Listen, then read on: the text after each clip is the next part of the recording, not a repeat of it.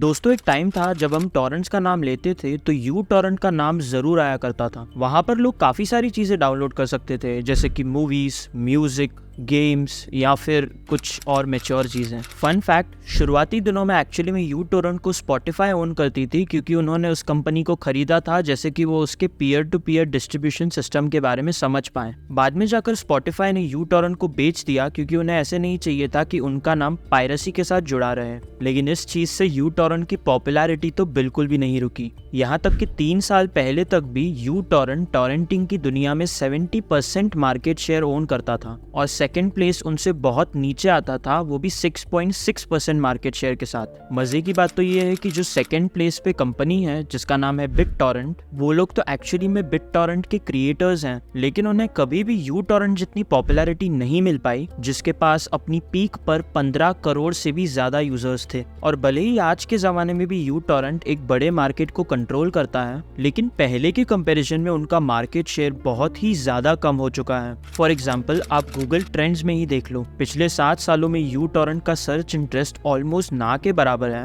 और उसकी पीक से कंपेयर करें तो आज वो सिर्फ 3% है। अब यू टॉरेंट तो इस ट्रेंड को रिवर्स करने की बहुत ज्यादा कोशिश कर रहा है। फॉर एग्जाम्पल, उन लोगों ने तो 1-2 साल पहले यू टॉरेंट का वेब वर्जन भी लॉन्च किया था और भले ही वो लोग उसमें 1 मिलियन डेली एक्टिव यूजर्स तक पहुंच चुके थे, लेकिन वो उनके पुराने दिनों के कंपैरिजन में कुछ भी नहीं है। इस पॉइंट पर आके तो यू टॉरेंट डेफिनेटली बहुत सफर कर रहा है और लग तो ऐसे रहा है कि वो लोग तो बस जिंदा रहने के लिए लड़ रहे हैं। उन लोगों ने अपने पूरे एप्लीकेशन में बहुत सारे एड्स भर दिए हैं और थोड़े पैसे बनाने के लिए पेड टियर्स भी लॉन्च किए हैं, बट क्योंकि लोगों का इंटरेस्ट यू टॉरेंट से हटते जा रहा है, ये लड़ाई कंटिन्यूसली बहुत ज्यादा मुश्किल होते जा रही है। इसलिए जब कुछ समय के लिए अर्ली 2023 में यू टॉरेंट बंद हो चुका था, काफी लोगों को तो ये लग रहा था कि वो हमेशा के लिए बंद हो चुका है। लकीली ऐसा एक्चुअल में हुआ तो नहीं, लेकिन फ्यूचर में हमें क्या देखने को मिल सकता है उसकी झलक हमें जरूर दिखी। लेकिन फिर आखिर हुआ क्या? सब लोग अचानक से एक इतनी पॉपुलर सर्विस जिसके 15 करोड़ से भी ज्यादा यूजर्स थे उसे भूल कैसे गए? वेल, ये बिजनेस केस स्टडी डेफिनेटली काफी इंटरेस्टिंग होने वाली है, इसलिए एंड तक जरूर देखना।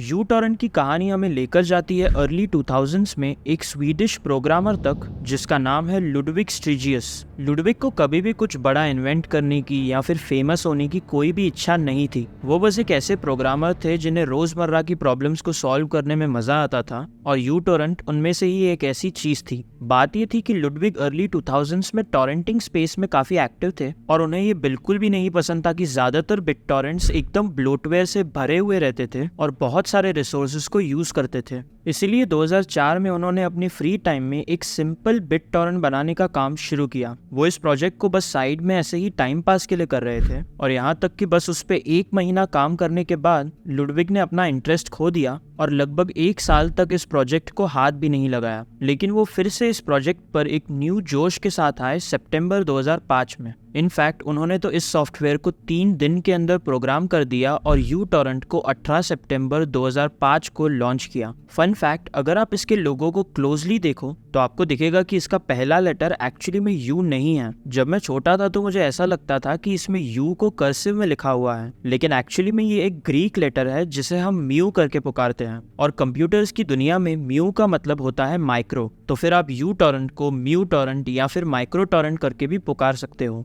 और एक्चुअली में काफी देशों में उसे ऐसे ही करके पुकारते हैं। मगर ज्यादातर यूजर्स के लिए, यहाँ तक कि लुडविग के लिए खुद भी, ये म्यू एकदम यू की तरह दिखता है, इसीलिए ये यू टॉरेंट करके पुकारा जाने लगा। लॉन्च के बस कुछ ही महीनों के बाद इसे लाखों लोगों ने डाउनलोड कर दिया और लुडविग ने इस पर काम करना जारी रखा। फॉर एग्जाम्पल, यू टॉरेंट ऐसा पहला क्लाइंट था जो कि DHT को सपोर्ट करता था और बिट टॉरेंट इंक्रिप्शन को भी सपोर्ट करता था। और भले ही ये सारे फीचर्स काफी अच्छे थे, लेकिन एक चीज जिसकी वजह से सभी लोग यू टॉरेंट को काफी पसंद करते थे वो था उसका लाइट वेट डिजाइन। और इस चीज पर सिर्फ पायरेट्स का तो ध्यान नहीं गया बल्कि डैनियल एक का भी ध्यान गया, जो कि बाद में जाकर स्पॉटिफाई के CEO बनने वाले थे। लेकिन 2005 में डैनियल बस एक स्वीडिश प्रोग्रामर थे जिन्हें यू टॉरेंट में और स्पेशली लुडविग में काफी इंटरेस्ट था। बात ये थी कि डैनियल ने ऑलरेडी स्पॉटिफाई पर काम करना शुरू कर दिया था और वो लोग म्यूजिक स्ट्रीम करने के लिए सर्वर क्लाइंट मॉडल के मुश्किल वे को ट्राई कर रहे थे जो कि उन्हें काफी महंगा पड़ता। तो इसीलिए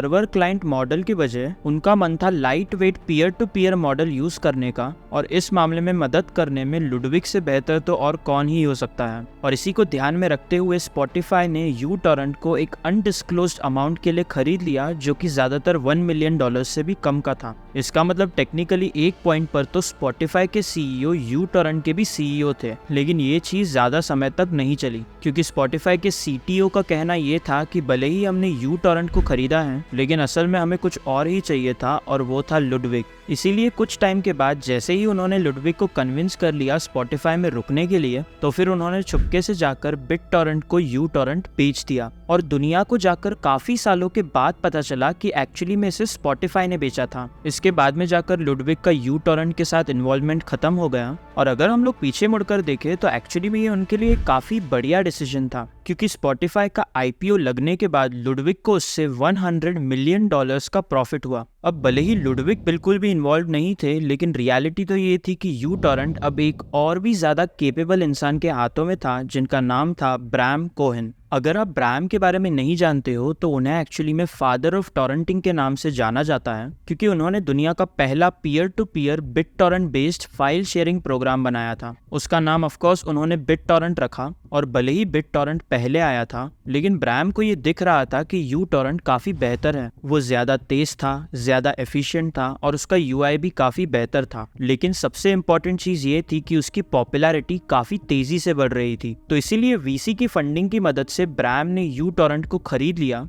लेकिन इस फैसले से सब लोग खुश नहीं थे, क्योंकि देखो अब ब्रैम ने सिर्फ पायरेसी करने के इंटेंशन से तो टॉरेंट्स को नहीं बनाया था। अब ऑब्वियसली उन्हें पता था कि पायरेसी जरूर होने वाली है, लेकिन उनका मेन गोल ये नहीं था कि वो पायरेसी को इनेबल करें, मगर उनका मेन गोल ये था कि लोग अगर कुछ भी डाउनलोड करना चाहें तो वो सिर्फ टॉरेंट्स की मदद से ही करें। तो इसीलिए ब्रैम के लिए ये काफी इंपॉर्टेंट था कि वो कानूनी तरीके से सब कुछ सही करें। तो इसीलिए लेट 2005 में उन्होंने MPAA या फिर motion picture association of America के साथ एक डील साइन की। इस डील के मुताबिक ब्रैम को सारे कॉपीराइटेड मटेरियल को बिटटॉरेंट के ऑफिशियल सर्च इंजन से डिलीट करना था। इसकी वजह से ज्यादातर टॉरेंटिंग कम्युनिटी ब्रैम के खिलाफ हो गई, क्योंकि टॉरेंटिंग कम्युनिटी के काफी लोग पायरेसी के सपोर्ट में थे। और ऊपर से एक और चीज ये थी कि ज्यादातर टॉरेंटिंग कम्युनिटी के लोग एक डिसेंट्रलाइज्ड नेटवर्क के फेवर में थे। लेकिन यूटॉरेंट को परचेज करने के बाद ब्रैम बेसिकली पूरे टॉरेंटिंग स्पेस में खुद की मोनोपोली बना रहे थे। तो इसीलिए जो कोर टॉरेंटिंग कम्युनिटी थी वो इससे काफी नाखुश थी। लेकिन अगर हम लोग जनरल पब्लिक की बात करें तो उन्हें इससे फर्क भी नहीं पड़ता, और ऊपर से उन्हें इस बारे में पता भी नहीं था। उन्हें तो बस इस चीज से मतलब था कि यूटॉरेंट सबसे बेस्ट बिटटॉरेंट क्लाइंट है, और ब्रैम तो बस उसे ज्यादा स्टेबल और एक्सेसिबल बना रहे थे। और हाँ, जब हम ब्रैम के कॉपीराइटेड टॉरेंट्स को हटाने की बात करते हैं तो इसकी वजह से और कई सारे टॉरेंट्स के सर्च इंजन्स पॉपुलर हुए, जैसे कि पायरेट बे और किक-एस टॉरेंट्स, जिससे हम आते हैं यूटॉरेंट के अच्छे दिनों पर। 2008 तक आते आते यूटॉरेंट के पास 2.5 करोड़ से भी ज्यादा एक्टिव यूजर्स थे, और वो बहुत ही ज्यादा पॉपुलर था। लेकिन एक बड़ी प्रॉब्लम उन्हें जरूर फेस करनी पड़ रही थी, जो कि थी पैसा। ये सब कुछ इन्वेस्टर्स के पैसों से फंड किया गया था, तो इसका मतलब कभी ना कभी तो इन्वेस्टर्स को इन पैसों का रिटर्न चाहिए था। अब ये चीज तो डेफिनेटली काफी ट्रिकी थी, क्योंकि अगर वो लोग कुछ भी ज्यादा कर बैठेंगे तो लोग तो किसी नए बिटटॉरेंट को यूज करने लगेंगे। तो इसीलिए कंपनी ने काफी सिंपल चीजों से शुरुआत की। उन्होंने अपने इंस्टॉलेशंस के साथ ऑप्शनल टूल बार्स को बंडल करना शुरू किया, और गूगल पावर्ड टॉरेंट सर्च को भी ऐड किया। वो लोग इस चीज से डेफिनेटली एक काफी डिसेंट पैसा कमाने लग रहे थे, जो कि था साल के लगभग 15 से 20 मिलियन डॉलर्स। मगर करोड़ों यूजर्स को उनके प्लेटफॉर्म पर सपोर्ट करना, ऊपर से 2008 के फाइनेंशियल रिसेशन का आना, इन सब चीजों की वजह से ये पैसा बिल्कुल भी इनफ नहीं था। इनफैक्ट बिटटॉरेंट को मजबूरी में अपने एम्प्लॉयज को निकालना पड़ा, और बिजनेस के काफी हिस्सों को बंद भी करना पड़ा। लेकिन कई सारे लॉसेस के बावजूद बिटटॉरेंट ने कैसे तो करके मैनेज कर लिया, क्योंकि यूटॉरेंट बहुत ही ज्यादा पॉपुलर था। अब इन्वेस्टर्स एक 10 करोड़ से भी ज्यादा यूजर्स वाले प्लेटफॉर्म को ऐसे ही थोड़ी जाने देते सिर्फ फंडिंग की वजह से। तो इसीलिए उन्होंने बिटटॉरेंट को जिंदा रखने में मदद की। मगर देखो, ये तो तब तक ही होगा ना जब तक यूटॉरेंट बहुत तेजी से बढ़ता जाएगा। मगर हमें तो ये पता ही है कि चीजें अब कितनी बद से बदतर होने वाली है। सच्चाई तो ये है कि यूटॉरेंट के फेलियर में उनकी खुद की गलती नहीं है। असल में टॉरेंट्स में ही लोगों का इंटरेस्ट पिछले 10 सालों में काफी कम हो चुका है, क्योंकि मार्केट में काफी सारे किफायती लीगल वेज आ चुके हैं। और मजे की बात तो ये है कि उनमें से एक ऑप्शन है स्पॉटिफाई, जिसने म्यूजिक की पायरेसी को तो ऑलमोस्ट बंद ही कर दिया है। तो इसका मतलब स्पॉटिफाई की मदद करके लुडविग ने अपने ही खुद के इन्वेंशन को खत्म कर दिया है, जो कि काफी फनी है। मगर स्पॉटिफाई तो बस एक फैक्टर था। ऐसा सिमिलर सा ट्रेंड हमें बेसिकली सारी कॉपीराइटेड इंडस्ट्रीज में देखने को मिला है। अब आपको केबल टीवी देखने के लिए बहुत सारे पैसे देने की जरूरत नहीं थी, जिसमें आपको एड्स भी देखनी पड़े। उसके बजाय आप बस कुछ पैसे हॉटस्टार या फिर नेटफ्लिक्स को दे सकते हो, जिसमें आपको और भी बहुत ज्यादा कंटेंट देखने को मिलेगा,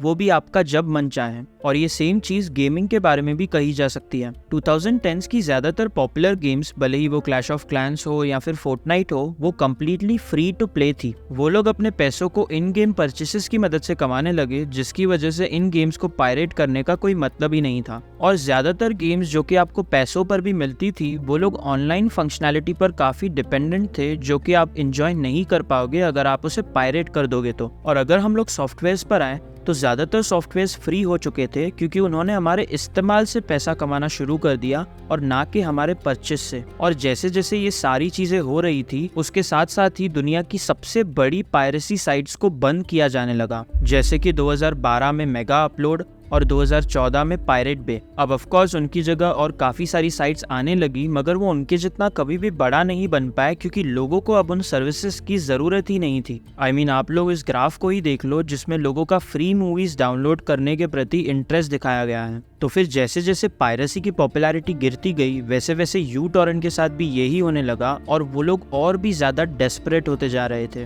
पहले उन्होंने लेट 2012 में अपने प्लेटफॉर्म में एड्स डालना शुरू किया। उसके बाद उन लोगों ने $20 पर ईयर की फीस पर एक प्रो टीयर लॉन्च किया, जिसकी वजह से उनके फ्री टीयर के फीचर्स बहुत कम हो गए। ये चीजों की वजह से यू टॉरेंट का फ्री वर्जन डेफिनेटली काफी कम अच्छा हो गया, लेकिन लोग इसे समझ रहे थे। एंड में जाकर यू टॉरेंट एक बिजनेस है, जिसे एंड में जाकर कैसे न कैसे तरीके से तो पैसे कमाने ही हैं। मगर एक बदलाव जिसे लोगों ने नहीं सहा, वो था झूठ बोलना। 2015 के स्टार्टिंग में यू टॉरेंट ने लोगों को बिना बताए उनके कंप्यूटर में एक क्रिप्टो करेंसी माइनर इंस्टॉल करना शुरू किया, जिसकी वजह से वो लोग लाइट कॉइन को माइन करके और पैसे कमा पाए। अब ये डेफिनेटली ब्लोटवेयर तो था ही, लेकिन ये काफी अजीब था, क्योंकि ये लोग बिना किसी को बताए ये कर रहे थे। और इसी के साथ साथ अब यू टॉरेंट इतने टाइम तक जिंदा था कि अब वो विलन बन चुका था जो वो कभी भी नहीं बनना चाहता था। साथ ही साथ इससे यू टॉरेंट की किस्मत भी लिखी जा चुकी थी। मेन टॉरेंटिंग कम्युनिटी ने टॉरेंट को यूज करना बंद कर दिया और वो लोग दूसरी सर्विसेज यूज करने लगे, जैसे कि क्यूबिट टॉरेंट। और रही बात नॉर्मल पब्लिक की, तो उन्होंने तो टॉरेंटिंग करना बंद ही कर दिया, जिससे हम आते हैं यू टॉरेंट के अभी के सिचुएशन पर।